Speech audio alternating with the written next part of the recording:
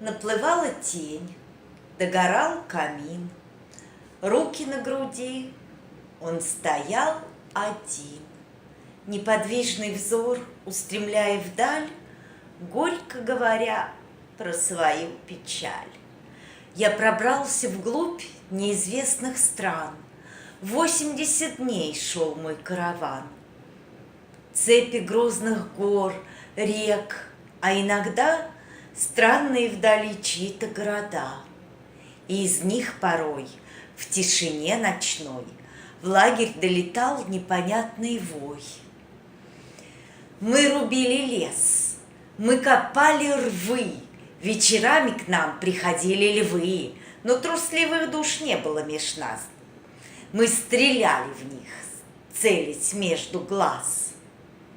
Древний я отрыл храм из-под песка, именем моим названа река.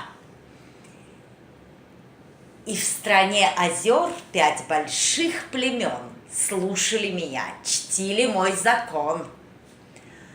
А теперь я слаб, как во власти сна, и больна душа, тягостно больна.